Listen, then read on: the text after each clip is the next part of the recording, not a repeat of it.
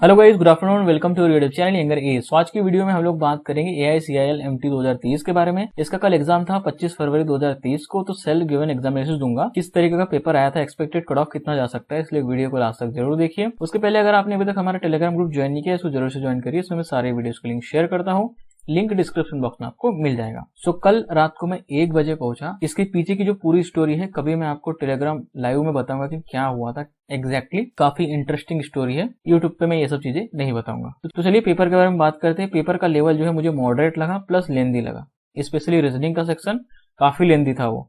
Okay, तो पूरे overall paper की अगर मैं बात करूं तो पीओ प्रीलिम से थोड़ा ऊपर का पेपर है ये। ठीक है, पीओ प्रीलिम से थोड़ा ऊपर का पेपर है ये। बाकी सारी चीजें वही थी, बहुत ज्यादा डिफिकल्ट नहीं था, बट हाँ टाइम कंज्यूमिंग और कैलकुलेटिव बहुत ज्यादा था। तो जिसकी स्पीड अच्छी होगी वो एग्जाम को क्लियर कर सकता है आसानी से, कोई ज्यादा डिफिकल्टी नहीं है।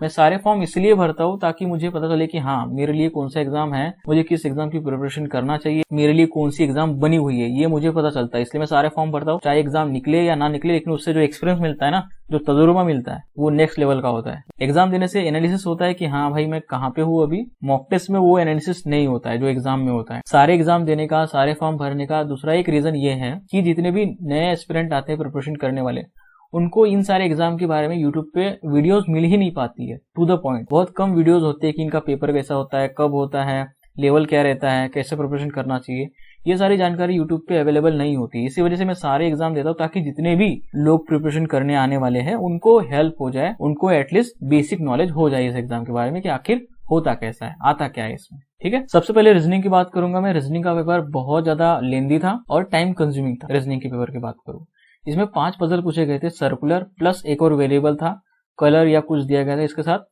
फ्रूट के नाम आइडिया नहीं है मुझे, मैं भूल चुका हूँ, कलर या कुछ था।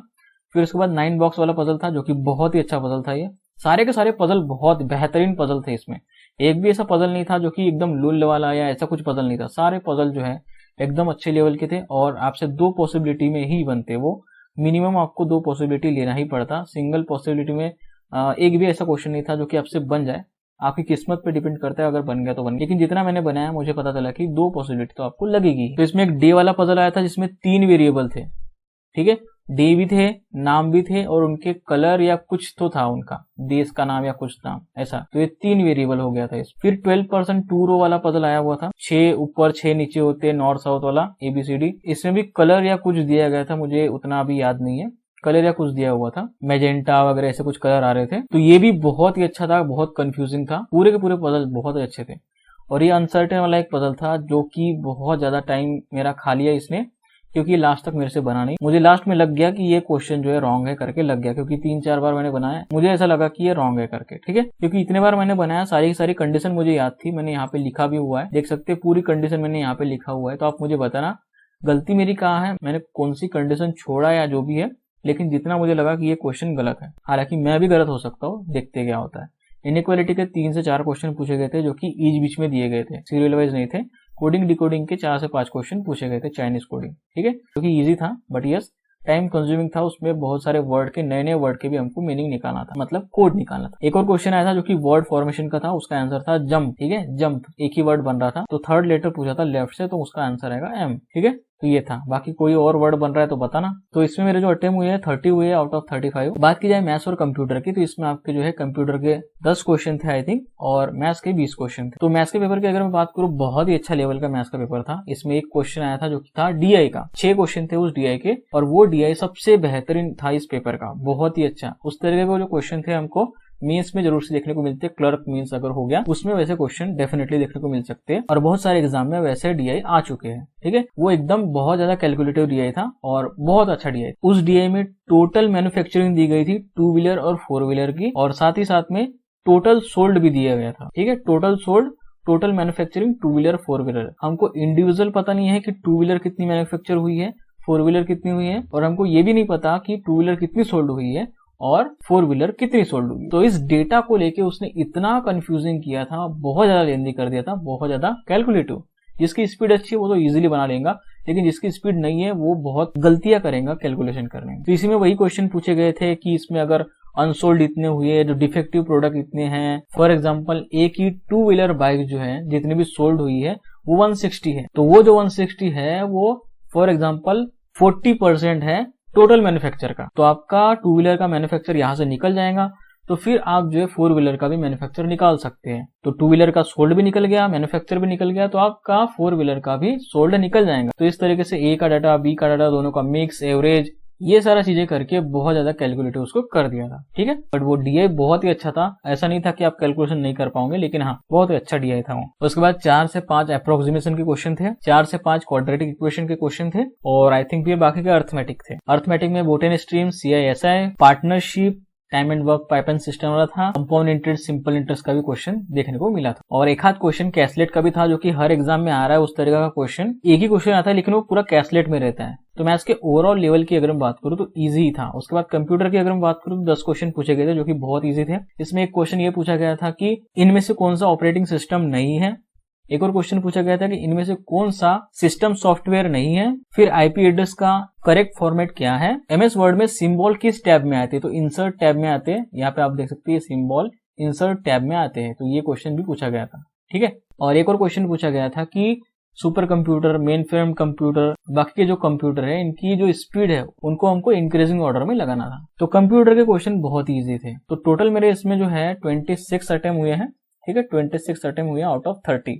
इंग्लिश और जीए की अगर मैं बात करूं तो जीए का सेक्शन मैंने अटेम्प्ट नहीं किया, मेरा टाइम पूरा वेस्ट हो चुका था। जैसे कि मैंने आपको बताया, ये अनसर्टेन वाला पजल और मैथ्स, रीजनिंग और मैथ्स सॉल्व करने में मेरा बहुत सारा टाइम वेस्ट हो चुका था, जिसके कारण मैं इंग्लिश और जीए को टाइम नहीं दे पाया। मैंने आपको बोला था ना, टाइम मैनेजमेंट बहुत ही इंपॉर्टेंट है इस एग्जाम को क्लियर करने के लिए। तो जीए का मैंने एक भी अटेम्प्ट नहीं किया। 20 क्वेश्चन आए थे, मुझे पता ही नहीं कि क्वेश्चन कैसे आए हैं। ठीक है, तो जीए का मैं यहाँ पे एनालिसिस नहीं दे सकता।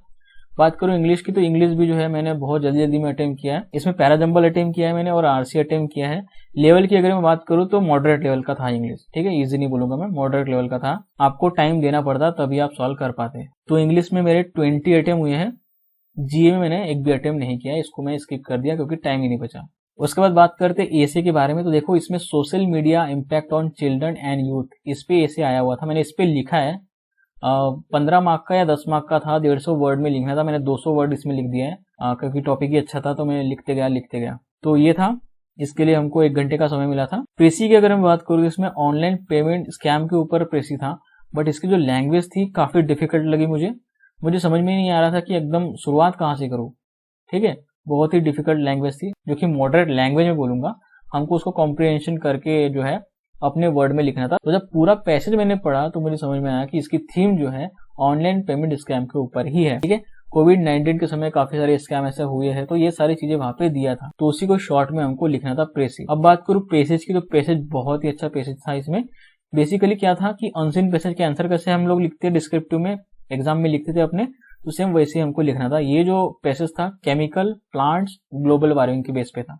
ठीक है, इसमें बोला गया था कि हम जितने भी प्रोडक्ट यूज करते हैं आजकल में, जो कि डिटर्जेंट से लेके तो जो भी चीजें हम यूज करते हैं घर में, सब में मैक्सिमम जो है केमिकल होते हैं, और हम जो है केमिकल के ही एनवायरमेंट में रहते हैं। ठीक है, तो ऐसे कुछ प्लांट है, नासा या कुछ ऐसा था, उन्होंने एक्सपेरिमेंट करके देखा कि ऐसे कुछ प्लांट है जो कि ये सारे के सारे केमिकल को एब्जॉर्ब कर लेते हैं, फर्न एंड पाम्स ऐसे कुछ प्लांट के नाम है, जो कि 100 साल तक भी जीते हैं, ऐसा कुछ है उसमें लिखा था। तो इन प्लांट्स के कारण क्या होता है, ग्लोबल वार्मिंग, प्लस हमको जितने भी एलर्जिक रिएक्शन होते हैं या किसी को कोई सिंड्रोम हो जाता है, डिसीज हो जाती है केमिकल के कारण, तो उनसे बचा जा सकता है। तो इस तरीके का पेसेज था। इसमें अलग अलग क्वेश्चन पूछे गए थे, जैसे कि फॉर एग्जाम्पल पहला क्वेश्चन था ये कि describe the theme of the passage. ठीक है, इस पैसेज की थीम क्या है, मतलब इस पैसेज का मेन आइडिया क्या है बताइए। तो बस लिखो, ये था 2 या 3 मार्क का पूरा था, हमको लिखना था इसको टाइप करके। ठीक है, जैसे हम एग्जाम में मतलब 10, 12 जब हमारा ग्रेजुएशन था उस टाइम लिखते थे वैसे। फिर दूसरा क्वेश्चन, जब एक्सपेरिमेंट हुआ, साइंटिस्ट ने एक्सपेरिमेंट किया, तो उनमें क्या क्या फाइंडिंग्स देखी गई वो हमको बताना था। फिर क्या क्या एलर्जिक रिएक्शन होते हैं इन केमिकल के यूज करने से, वो हमको लिखना था। तो इस तरीके से पेसेज दिया गया था, इजीली आप लिख सकते थे, कोई हार्ड टॉपिक नहीं थे। ठीक है, एसे में 3 टॉपिक दिए गए थे, ये प्रेसी और जो पेसेज था वो कंपलसरी था, कॉमन था, उसके अलावा कोई ऑप्शन नहीं था, एक ही था। ठीक है, एसे में 3 थे, मुझे एक ही समझ में आया तो एक ही लिखा मैंने, पहला वाला जो मुझे अच्छा लगा। तो रिटर्न प्लस डिस्क्रिप्टिव के मार्क्स आपके ऐड होने वाले हैं, और इसमें I think sectional cut off नहीं था, तो आप किसी सेक्शन में 0 भी स्कोर करते हो तो दूसरे सेक्शन से अगर आपने स्कोर कर लिया ढंग का तो आप इजीली क्लियर कर सकते हैं। ठीक है, अब बात करते हैं इस पजल के बारे में। मैं आपको दिखा दे रहा हूँ ये पजल, आप बताना इसमें मिस्टेक कहाँ पे है। ठीक है, हालांकि जितना मैंने सॉल्व किया मुझे यही कंडीशन याद है, और सेम ऐसा ही बन रहा था एग्जाम में भी। तो ये वाली कंडीशन देखो, ए और एक्स के बीच में 3 पर्सन है, ठीक है, एक्स के सेकंड टू राइट में टी है और टी के राइट में ओनली 2 ही पर्सन है, ठीक है, टी के राइट में ओनली 2 ही पर्सन है। उसके बाद देखो ए और टी के बीच में जितने पर्सन है उतने ही सेम एक्स और सी के बीच में, ए और टी के बीच में जितने पर्सन है सेम एक्स और सी के बीच में है, और एफ और सी के बीच में 1 पर्सन है, एफ और सी के बीच में ओनली 1 पर्सन है, एफ और आर के बीच में 9 पर्सन है, एफ और आर के बीच में 9 पर्सन है, और आर के 4 टू द लेफ्ट में क्यू है, आर के 4 टू द लेफ्ट में क्यू है। ये सारा पजल बनने के बाद ये जो कंडीशन थी ये मैच नहीं कर रही थी, जिस कारण मुझे काफी समय लगा, 3 से 4 बार मैंने उस क्वेश्चन को बनाया लेकिन फिर भी सेम आंसर आ रहा था। तो मुझे कहीं ना कहीं लगा कि क्वेश्चन रॉन्ग होगा, ठीक है, यही जो कंडीशन थी इस कारण वो रॉन्ग हो रहा था। आर के राइट में उतने जितने कि ए के लेफ्ट में, आर के राइट में जितने भी हैं पर्सन उतने ही सेम ए के लेफ्ट में होंगे, ये कंडीशन दी गई थी। तो ये सेटिस्फाइड ही नहीं हो रही थी, जिसके कारण मुझे लगा कि ये क्वेश्चन ही गलत। बाकी आप मुझे बताना कि कौन सी कंडीशन थी, इसके अलावा कोई कंडीशन थी या नहीं। बाकी जितना मुझे याद है पूरा का पूरा यही थी, एग्जैक्ट यही कंडीशन थी वहां, ठीक है। तो कमेंट बॉक्स में मुझे जरूर से बताना। अब बात करते हैं एक्सपेक्टेड कट ऑफ के बारे में। तो देखो एक्सपेक्टेड कट ऑफ की अगर मैं बात करूं तो 80+ अगर आपने किया है, 80+ रिटन एग्जाम की बात कर रहा हूं मैं, डिस्क्रिप्टिव पेपर की बात नहीं कर रहा हूँ। 80+ अगर आपने किया है तो चांसेस हाई है कि आपको इंटरव्यू का कॉल लेटर आएगा, आ सकता है, ठीक है। 80+ आपने डेफिनेटली 100% एक्यूरेसी के साथ किए हुए होना चाहिए। 80 यहाँ से हो गए और ये डिस्क्रिप्टिव के 35 क्वेश्चन, इसमें से अगर आपको मार्क्स आ गए 100 के आसपास तो डेफिनेटली इंटरव्यू में आपको कॉल लेटर आ सकता है, ठीक है। एक्सपेक्टेड है, पेपर के लेवल को देख के मैं आपको बता रहा हूँ। पेपर का लेवल सही में मॉडरेट था, इजी बिल्कुल नहीं था। जो मैंने आपको बताया टाइम मेरा कंज्यूम बहुत ज्यादा हो गया मैथ्स और रीजनिंग में ही। हालांकि मेरी स्पीड बहुत कम थी, इस वजह से शायद हो सकता है कि मेरे को टाइम लगा होगा, लेकिन हाँ अगर कोई बिगिनर रहता तो वो तो डीआई में ही फंसा रहता मैथ्स में, क्योंकि डेटा जो है बहुत ज्यादा मतलब कंफ्यूजिंग वहां पे निकालने को बोल रहा था, ठीक है। तो जनरल अवेयरनेस से रिलेटेड जब मैंने कुछ लोगों से पूछा तो उन्होंने बताया कि 10 से 12 क्वेश्चन जो है एग्रीकल्चर से रिलेटेड आए थे क्वेश्चन। बाकी के क्वेश्चन का मुझे आइडिया नहीं है, लेकिन हाँ इस एग्जाम को देख मुझे ये लगा कि ये एग्जाम आराम से क्लियर किया जा सकता है। अगर टाइम मैनेजमेंट पे ध्यान दिया जाए तो इजीली ये क्लियर हो सकता है मेरे से, ठीक है। तो अगले साल अगर ये आएगा तो ये क्लियर होके जाएगा। ओके फ्रेंड्स, आई होप आपको ये सारी चीज समझ में आई होगी। अगर ये वीडियो पसंद आया लाइक करना, आप दोस्तों के साथ शेयर करना, चैनल पे नए हो सब्सक्राइब करना, और कुछ कमेंट होगा तो कर देना फ्रेंड। तब तक के लिए अपना ध्यान रखना, गुड बाय।